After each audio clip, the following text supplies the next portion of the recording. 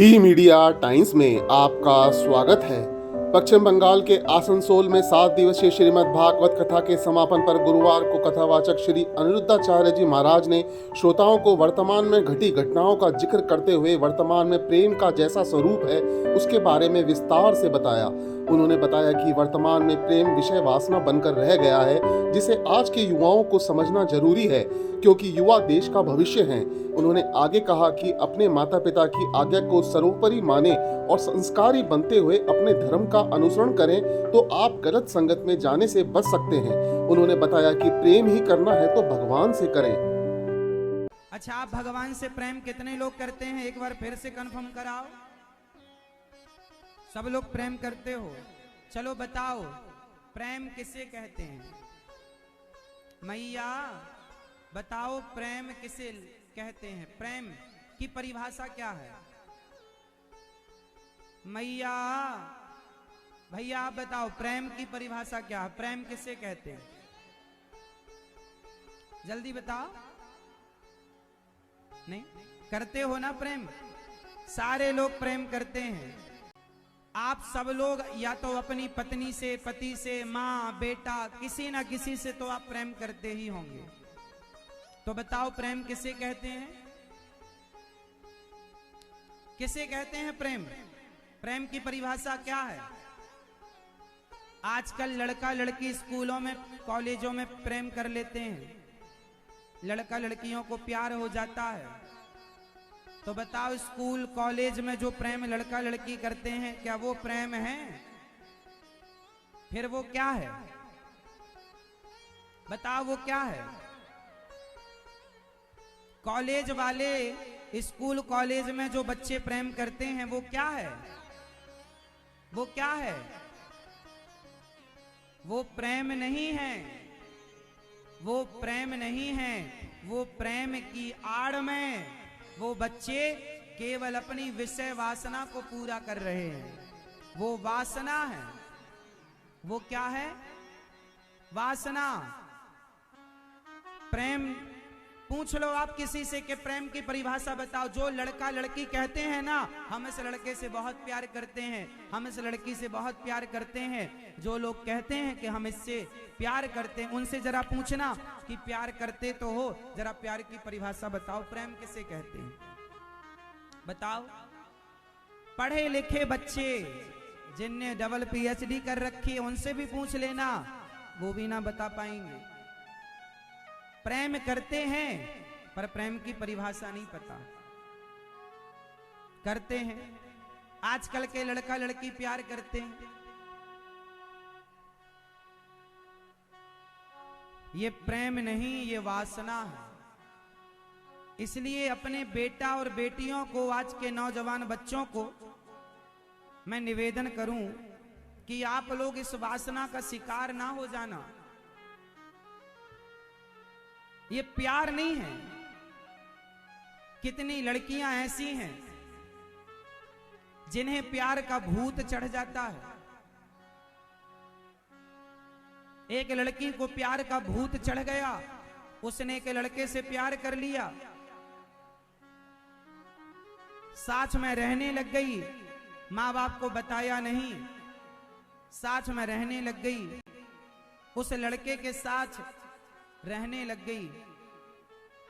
एक दिन लड़की ने कहा कि अब साथ में रहते हो, चलो शादी कर लेते हैं, चलो विवाह कर लेते हैं। लड़के ने कहा नहीं, विवाह नहीं कर सकते हम तुम्हारे साथ। लड़की ने दबाव बनाया तो लड़के ने उसका गला दबा करके मार दिया।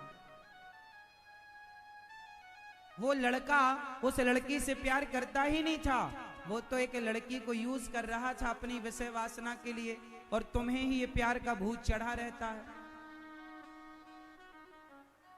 एक बात बताऊं मेरी बहनों, कोई लड़का आपसे कहे कि मैं तुमसे प्यार नहीं करता, तुम्हारे सुंदर शरीर से प्यार करता है, और शरीर की हवस पूरी जिस दिन हो जाएगी तो जैसे च्युइंगम को चबाकर थूक दिया जाता है, तुम्हें भी लोग यूज करके वैसे ही थूक करके चले जाएंगे।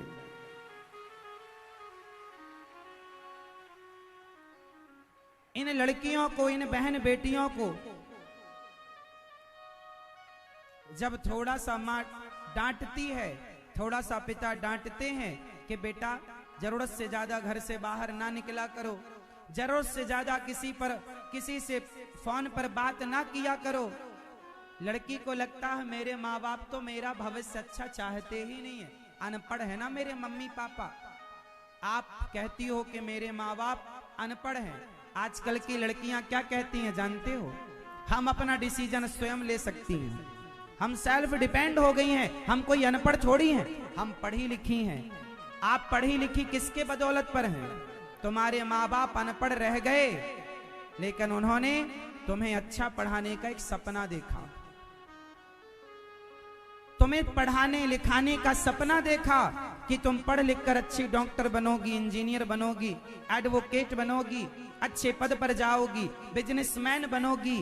पर आप तो किसी दो कौड़ी के लड़के से प्यार करके और उसकी वासना की आप शिकार हो जाती हैं। सोचो उस पिता को कितना दर्द होता होगा जब वो अपनी बेटी के लिए इतने सपने देखता है और उसकी बेटी किसी लफंगे के साथ, दो कौड़ी के लड़के के साथ भागकर शादी कर लेती है। एक लड़की का किस्सा मुझे किसी ने बताया, सच्ची घटना बताई।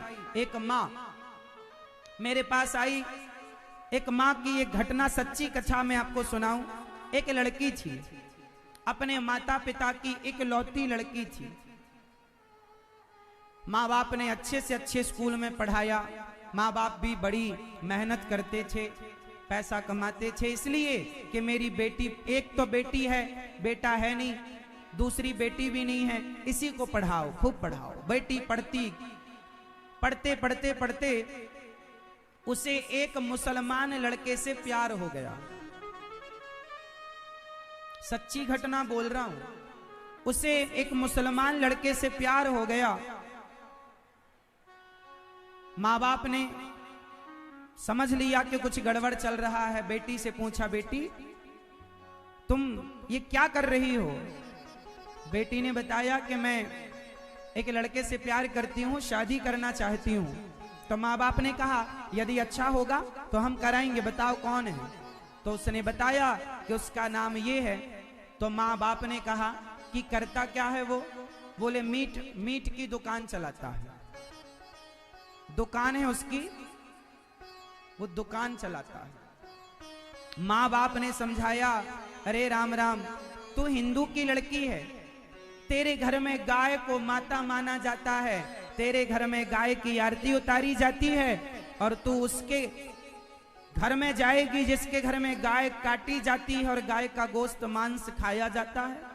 उस लड़की ने कहा ना, मैंने उस लड़के से बात कर ली है कि मैं मांस नहीं खाऊंगी और ना मुझे मांस बनाने के लिए तुम, पर प्यार उसी से है।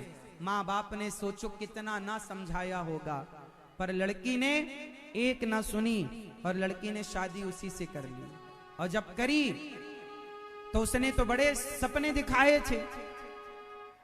अब उसने जो रंग दिखाया, उसने गाय का मांस, इसी से गाय काट कर इसी को मांस दिया, पका और पकाया इसने। अब क्या करे, प्यार जो किया है तो पकाया गाय को, और गाय का मांस उसने इसी के मुंह में ठूसा। खा मेरी बहनों होती है। पहले के तुम्हारे बाप दादे ना शादी विवाह सब जगह नहीं करते थे, नाम गोत्र खानदान कुटुंब सब मिलान करते थे। मूर्ख नहीं थे तुम्हारे बाप दादे। क्यों? इसका एक साइंटिफिक रीजन बताऊं मैं आपको, साइंस के आधार पर कारण समझाऊं मैं आपको। समझो, हमारे यहां कहा जाता है कि ब्राह्मणों का विवाह ब्राह्मणों में ही होता है, क्षत्रियों का विवाह क्षत्रियों में, और वैश्य का विवाह वैश्य में, और शूद्र का विवाह शूद्र में। क्यों ये बात क्यों कही जाती है? क्योंकि विचारों का, जैसे ब्राह्मण की लड़की है और वो ब्राह्मण घर में जाएगी तो ब्राह्मण के विचार मिल जाएंगे, उससे ज्यादा दिक्कत परेशानियां गृहस्थी चलाने में नहीं होंगी। क्षत्रियों का जो रिवाज है तो क्षत्रिय की लड़की क्षत्रिय में जाएगी तो सेम रिवाज, रीति रिवाज। वैश्य की लड़की वैश्य में जाएगी तो सेम रीति रिवाज शूद्र की। अब सोचो कि कोई हिंदू की लड़की जो गाय, आप में से कितने लोग गाय को अपनी माता मानते हैं? चलो ठीक है। अब कोई लड़की किसी मुसलमान लड़के से विवाह करे तो तुम गाय को माता मानती हो और वो लोग गाय को मारकर खा जाते हैं, तो बताओ विचार अलग अलग हो गए कि नहीं? जो लड़की सारी जिंदगी गाय की पूजा करती आई है, अब तुम्हारे मुंह में कोई गाय का मांस रखे खाओगी? पर मुसलमान से विवाह करोगी तो खाना पड़ेगा। इसलिए विचार मिसमैच हो रहे हैं। इसलिए कहता हूं कि शादी केवल भोग विलास का सब्जेक्ट नहीं है, जन्म जन्म का बंधन है, 7 जन्म का। जिस परंपरा से सनातन धर्म में विवाह होता है, हमारे यहाँ पति पत्नी का रिश्ता 7 जन्म का होता है। अन्य धर्मों में पति पत्नी का रिश्ता 7 जन्म का नहीं, एक कॉन्ट्रैक्ट होता है बस। दूसरे हिंदुओं को छोड़कर अन्य धर्मों में पति पत्नी एक कॉन्ट्रैक्ट है। पसंद तुम नहीं आई तो दूसरी ले आए, ये पसंद नहीं आई तीसरी ले आए। पर हम सनातनियों के यहाँ एक आ गई तो फिक्स हो गई 7 जन्म के लिए। हमारे यहाँ दूसरी का कोई ऑप्शन नहीं है। इतना अच्छा धर्म, इतना अच्छा विचार छोड़कर तुम अन्य धर्मों में जाकर शादी विवाह करती हो। एक लड़का, अभी एक पिक्चर भारत देश में अभी आपने सुनी होगी, द केरला। उस पिक्चर में छोटी सी कहानी मैं आपको सुनाता हूं क्या है। उस पिक्चर में एक छोटी सी कहानी है। हिंदू लड़की होती है और एक मुसलमान लड़की होती है। वो हिंदू लड़कियों को बहलाकर फुसलाकर और अपने धर्म में वो उसे कन्वर्ट करना चाहती है। अपने मुसलमान भाइयों से, मित्रों से वो इन्हें मिलाती है और वो बताते हैं कि तुम्हारे भगवान में क्या है। कृष्ण भगवान ने इतनी सारी स्त्रियों से विवाह किया, ऐसा ऐसा पाठ तुम्हें पढ़ाया जाता है। अरे हमारे भगवान के बारे में कभी पूरा ज्ञान प्राप्त करो तो जानो कि भगवान कृष्ण है। कल की कथा में मैंने बताया था कि वो गोपियां जो थीं, भगवान की अन्य अनेक पत्नियां थीं, जो वो हर युग में कृष्ण को पति रूप में प्राप्त करने वाली भक्त जब भगवान को पति के रूप में चाहती थी तो भगवान ने उन सबको पत्नी होने का परम सौभाग्य दिया। वो भगवान है जो एक उंगली से पहाड़ उठा सकते हैं, जो काली अनांग पर नृत्य कर सकते हैं। वो 16,108 विवाह करें तो उनमें कोई दोष नहीं है। वो इंसान नहीं है। वो इतना सा मुंह खोल के ब्रह्मांड भी तो दिखाते हैं। लेकिन हिंदू लड़कियों को उसने कैसे बरगलाया कि तुम्हारे भगवान ने इतने विवाह किए, ऐसा हुआ वैसा हुआ। और उन हिंदू लड़कियों को बरगलाकर और उन्होंने अपने धर्म में कन्वर्ट कराया। उन लड़कियों को ले जाकर उनका शोषण करवाया और बाद में आतंकी संगठन में उन्हें सम्मिलित कर दिया। और वही लड़कियां जो हमारी बहन बेटियां थीं, वही लोग बंदूक लेकर के हमारे भारत के बच्चों को, मां बहन बेटियों को मारने के लिए आतंकवादी बन करके देश की सेना को मारने के लिए तैयार हैं। उनमें से एक लड़की भागकर आई और उसने अपने पिता से कहा, पिताजी मैं आतंकवादी हो चुकी हूँ। अरे बेटी तुम क्यों हो गई आतंकवादी? तब उस बेटी ने कहा, मेरे आतंकवादी होने का सबसे बड़ा जिम्मेदार आप स्वयं हैं। बेटी मैं कैसे जिम्मेदार हूं? उस बेटी ने कहा कि तुमने हमें राम और कृष्ण के बारे में, अपने धर्म के बारे में बताया होता तो हम अपने धर्म को छोड़कर कभी दूसरे धर्म में ना गए होते। सही वक्त पर अपनी बेटियों को, अपने बेटों को अपने धर्म का ज्ञान नहीं दोगे तो वो दूसरे धर्म में जा सकती हैं, संभावनाएं हैं। कल रोते रहना। इसलिए राम के बारे में, कृष्ण के बारे में, चैतन्य महाप्रभु के बारे में अपनी बेटियों को, अपने बेटों को ज्ञान दो, समझाओ राम कौन है, कृष्ण कौन है। समझो अपने सदग्रंथों के बारे में। एक लड़की एक लड़के से विवाह करती है, मुसलमान लड़के से, और वो लड़का ले जाकर हनीमून मनाने के बहाने उसे विदेश ले गया, एक मुस्लिम कंट्री, मुस्लिम देश ले गया और उस देश में उसे 70 लाख रुपए में बेच दिया। सच्ची घटना बोल रहा हूं, 70 लाख में बेचा। खरीदने वालों ने उसके साथ क्या किया? देह व्यापार में भेज दिया। अब वो वैश्या की तरह देह व्यापार करती है। जैसे तैसे उसने भाग कर किसी से कहा भैया हमें जरा एक फोन करने दो, अपनी माँ को उसने बात की, माँ मैं माफी मांगती हूँ आपसे। क्यों? जब तुम समझाती थी कि इस लड़के से विवाह ना करो तो मुझे लगता था तुम गलत थी, पर माँ मुझे 70 लाख में बेच दिया है।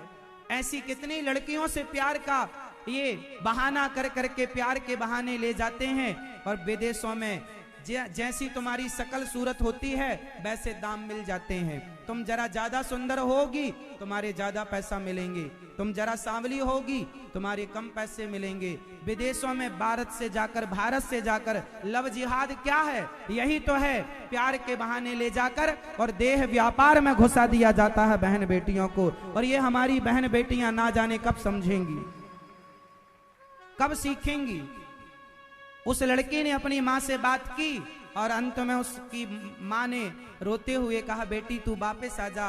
उसने कहा माँ वापस आने का कोई ऑप्शन नहीं है, मैं इन लोगों के साथ घिरी पड़ी हूँ, आज जैसे तैसे बात कर पाई हूँ माँ, अब मैं आखिरी फोन कर रही हूँ, अब मैं मर जाऊंगी इसके बाद माँ, अब मेरे जीने का कोई अर्थ नहीं रहा। उस लड़की ने आखिरी बार माँ से बात की और आत्महत्या कर ली। क्या करती? सारी जिंदगी अपने शरीर को नुचवाती उन भेड़ियों के हाथ से। इसलिए तुम्हारी अनपढ़ माँ, तुम्हारे अनपढ़ पिता तुम्हारे दुश्मन नहीं है, तुम्हारे लिए लड़का ढूंढेंगे, सब्र रखो। कोई लड़का पसंद आए तो कर लेना शादी, माँ बाप को बताओ। माँ बाप के कितने अरमान होते हैं, कितने सपने होते हैं कि मेरी बेटी बड़ी होगी मैं विवाह करूंगा उसका, है ना। और जब आप भाग जाती हो किसी लड़का लड़की के साथ, कभी पलटकर देखती हो, तुम तो अपना घर बसा लेती हो लेकिन माँ बाप का बसा बसाया घर उजाड़ देती हो मेरी बहनों। ऐसा कैसा प्यार है? क्या यही प्यार की परिभाषा है कि तुम अपने माँ बाप के घर को उजाड़ दिया?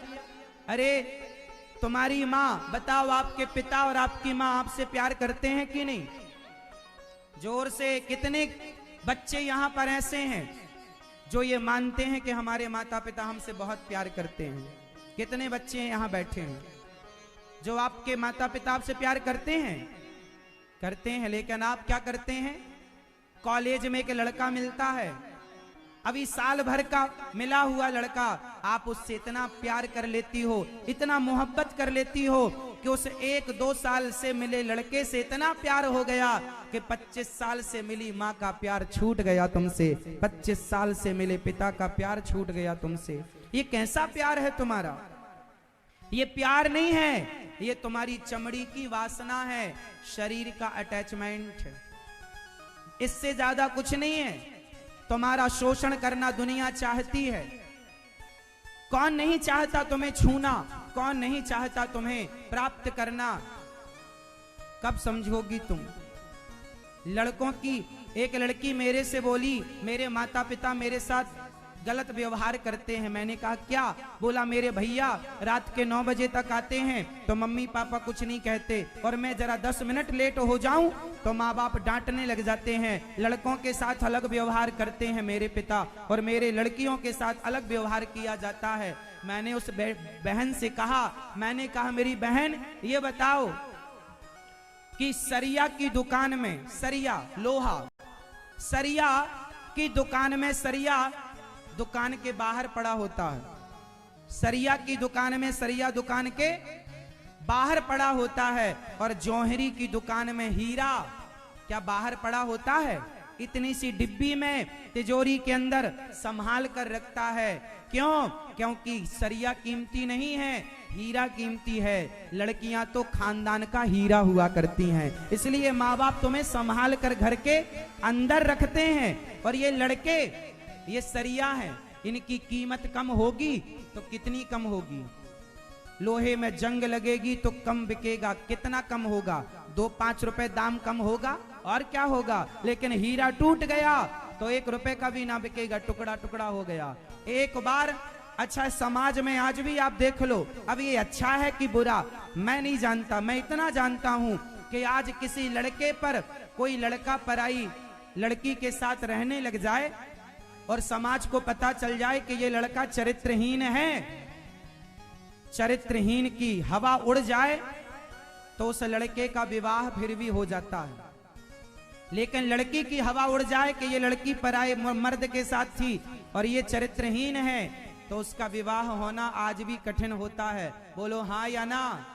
क्यों? लड़के की कीमत कम होगी तो कितनी कम होगी, लेकिन तुम्हारी तो पूरी कीमत समाप्त हो जाएगी। इसलिए तुम्हारे पास चरित्र है तो सब कुछ है, और तुम्हारे पास चरित्र नहीं है तो कुछ नहीं है। स्त्रियों का धन है तो पुरुष हो या स्त्री हो, हम सबका धन क्या है? हमारा कैरेक्टर, हमारा चरित्र। लेकिन आपका कैरेक्टर, आपका चरित्र, आप अपने आप को देखकर बताओ, अपने आप से पूछकर बताओ कि आपका चरित्र कितना मजबूत बचा है। यदि आपका चरित्र कमजोर पड़ गया है तो उसे मजबूत करिए, क्योंकि आपके पास पैसा कितना है, किसी को क्या करना, आप चरित्रवान हैं कि नहीं, आपके चरित्र की कीमत है। हमारे देश में चरित्र कीमती है। इसलिए मेरी बहन बेटियां, मेरी बात से कितनी मेरी बहनें सहमत हैं कि आप सदा अपने माँ बाप का कहा मानेंगी। कोई लड़का पसंद आए तो माँ बाप को बताओ, माँ बाप देखेंगे। यदि आपके लड़की के योग्य कोई लड़का लड़की ने पसंद किया है तो भाई कर दो माँ बाप शादी। माँ बाप के खिलाफ जाकर शादी करना सही है कि गलत है? जोर से, माँ बाप के खिलाफ जाकर शादी करना सही है कि गलत है? जोर से। गलत है।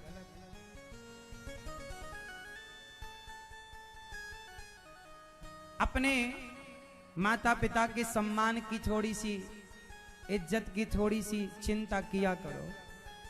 अच्छा बताओ, पैसा बड़ा होता है या इज्जत बड़ी होती है? जोर से। पैसा, सम्मान, इज्जत।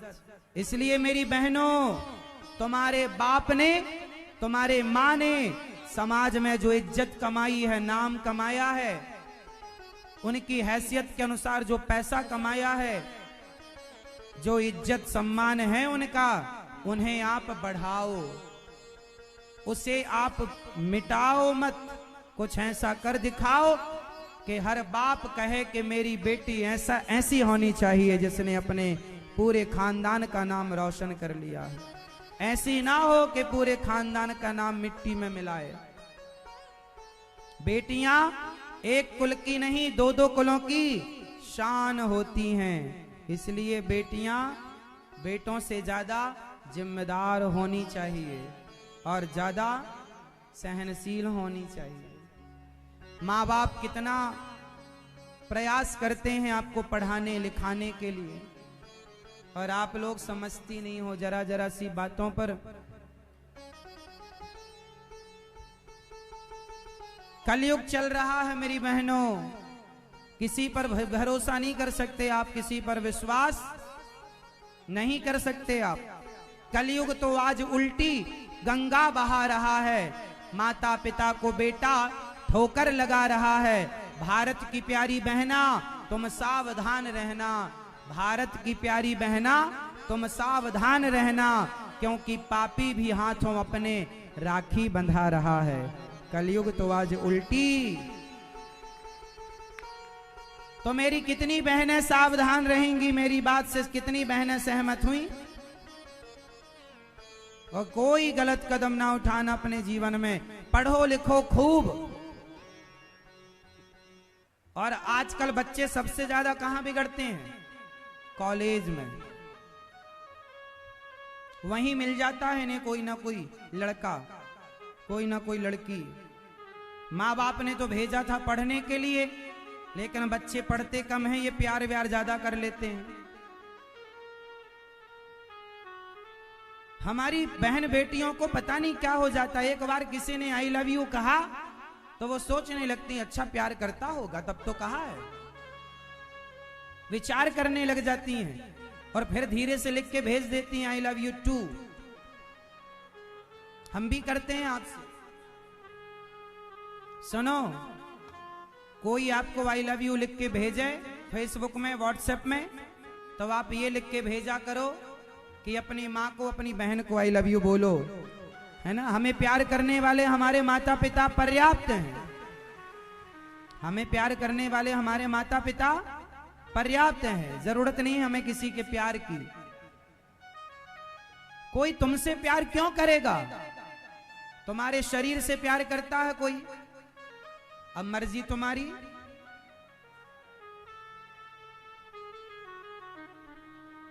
मेरी मां और मेरे नौजवान दोस्तों, आप लोगों से भी मैं प्रार्थना कर लूं कि किसी लड़कियों के चक्कर में ना पड़ जाया करो। आज समाज में जानते हो कुछ लड़कियां ऐसी हैं जो ये देखती हैं कि कौन सा लड़का बड़े बाप का बेटा है, कौन सा व्यक्ति बड़ा पैसे वाला है। उन लोगों को ही ये झूठे प्यार के जाल में कुछ लड़कियों ने एक गिरोह बना रखा है, धंधा करती हैं। कुछ लोग धंधा करते हैं मर्दों को फंसाने का, और फंसा करके उनको फिर बाद में लूटते हैं। हमें 1 करोड़ रुपए दो, 50 लाख रुपए दो। पैसे नहीं देने पर एक लड़की की, एक बार मैंने न्यूज में सुना था, तब मुझे पता चला, न्यूज में मैंने सुना कि एक करोड़पति आदमी था। उस आदमी के पास एक लड़की आई, बोले सर हमें जॉब पे रख लो, बड़ी सुंदर थी। तो उस आदमी ने उसे जॉब पर रख लिया, 15,000 रुपए महीना देने लगा। अब वो लड़की कोई पैसा काम करने तो आई नहीं थी, उसका तो कुछ और काम था। वो लड़की काम धाम कुछ करती नहीं थी, अच्छा सुंदर बहुत थी। तो उसका जो मालिक था ना, उसने, अब वो लड़की उस मालिक को ही देखती रहा करती थी। हाँ, अब उस मालिक को भी इस लड़की को देख के ना, पता नहीं दोनों में क्या हुआ, दोनों चाय कॉफी में जाने लगे, संग रहने लगे। एक बार एक कमरे में जाकर दोनों ने साथ में बैठ करके बातें की। उस लड़की ने इसकी वीडियो बना ली और व्हाट्सएप पर भेज दी कि यदि मुझे 50 लाख रुपए नहीं दियो तो मैं अभी वायरल कर दूंगी। अब लोग इसे क्या करता, या तो 50 लाख दे या तो बदनामी हो। तो आज समाज में ये सब चल रहा है। अपने अपने मर्दों को समझा देना मेरी बात कि आजकल मार्केट में ये सब चल रहा है। पराई औरतें तुम्हें ऐसे भी फंसा सकती हैं, तुम्हारे पतियों को भी समझा के रखना। ऐसे चक्कर में कोई ना पड़े। पराई स्त्री, यदि किसी भी प्रकार से आपने पराई नारी में मन लगाया तो परिणाम एक ही होगा, सर्वनाश। रावण जैसे लंकापति राजा का सर्वनाश हो गया पराई स्त्री के कारण। बोलो हाँ या ना?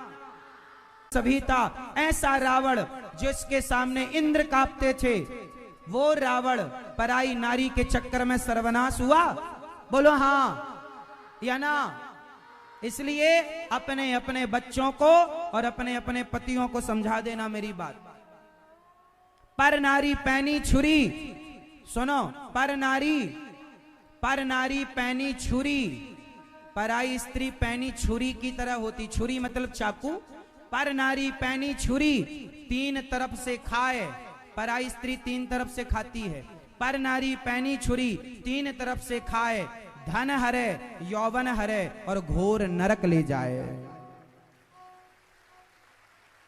पराई स्त्री धन भी हरती है, यौवन भी हरती है और नरक में ले जाकर बिठा देती है।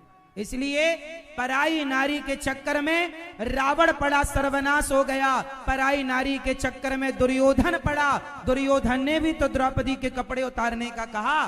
दुर्योधन का भी मन तो गंदा था, तो दुर्योधन पराई नारी के चक्कर में पड़ा। पराई नारी को स्पर्श उसने कराया, सर्वनाश हुआ कि नहीं? इतिहास में गवाही ये इतिहास देता है। फिर भी तुम ना सुधरो तो भगवान जिम्मेदार नहीं है, दोषी नहीं है। हम समझा रहे हैं, समझ लो, वरना जिम्मेदार स्वयं कहलाओगे। अपने आप को मान लेना, स्वयं जिम्मेदार हो। पराई स्त्री और पराये पुरुष से मन हटाओ और भगवान के श्री चरणों में अपने मन को लगाओ। अपनी पत्नी के साथ रहो, अपने पति के साथ रहो। तुम्हारा पति जैसा है तुम्हारा देवता है, तुम्हारी पत्नी जैसी है तुम्हारे घर की लक्ष्मी है। उसी से प्यार करो, उसी के साथ रहो। कल की कथा में हमने खूब समझाया आप लोगों को, फिर भी नहीं समझो तो मत समझो। फिर नुकसान किसका है ना समझने पर? हमारा या आपका? स्वयं का। स्वयं का। तो समझाओ अपने बच्चों को, अपनी बेटियों को। पढ़ाई लिखाई पर ध्यान दो, इश्क विश्क पर ध्यान मत दो। कसमें वादे प्यार वफा सब बातें हैं, बातों का क्या, इनमें कोई दम नहीं है मेरी माँ। बर्बाद हो गई लड़कियां ना जाने लाखों, आसनसोल में ही कितनी लड़कियां होंगी जो प्यार का भूत चढ़ा और बाद में प्यार के बाद कुछ नहीं मिला, धोखा के सिवा। समाज में 100 में से 95% लव मैरिज कोर्ट मैरिज की शादियां फेल हो रही हैं, आप देख लेना, हाँ या ना। अच्छा, प्यार किसे कहते हैं, मैंने कहा प्रेम किसे कहते हैं, तो मैं आपको प्रेम की परिभाषा बता दूं। प्रेम कहते हैं तत्सुख सुखित्वम, जो अपने जिससे आप प्रेम करते हैं उसके सुख में आप, जैसे भगवान से प्रेम करते हैं आप, तो भगवान की इच्छा में जो अपनी इच्छा मान ले उसे प्रेम कहते हैं। गोपियां बोली मैं मथुरा नहीं जाऊंगी कृष्ण से मिलने, यदि वो मेरे बिना खुश है तो उसकी खुशी ही मेरी खुशी है, ये है प्रेम। सामने वाले की खुशी ही मेरी खुशी है, ये प्रेम है। अपनी इच्छा ना चलाओ। पत्नी से प्रेम करते हैं, पति से प्रेम करते हैं, तो उसकी इच्छा में ही अपनी इच्छा में लाओ। भगवान से प्रेम करते हैं तो भगवान की इच्छा में अपनी इच्छा में लाओ। मेरी कोई इच्छा ना हो, हे प्रभु जो आपकी इच्छा है, जहां आप ले चलना चाहें वहां ले चलो, जो खिलाना पिलाना चाहो वो खिलाओ पिलाओ, हमारी कोई इच्छा नहीं है। आप चाहो तो महलों में रखो, चाहो तो झोपड़ी में रखो, चाहो तो नमक रोटी खवाओ, चाहो तो 56 भोग खवाओ, जैसे आप रखेंगे वैसे मैं रहूंगा। आपकी इच्छा ही मेरी इच्छा है, मेरी कोई इच्छा नहीं, इसका नाम प्रेम है। जो भक्त भगवान से प्रेम करता है ना, वो अपनी कोई इच्छा नहीं रखता, तेरी इच्छा मेरी इच्छा, ये प्रेम है। और जहां जिद हो कि नहीं जी जैसा मैं कहूं वैसा करो, फिर वहां प्रेम नहीं। मेरी मां गोपियां भगवान से अत्यधिक प्रेम करती हैं, तो आज से भगवान से कितने लोग प्रेम करेंगे? सब लोग करना।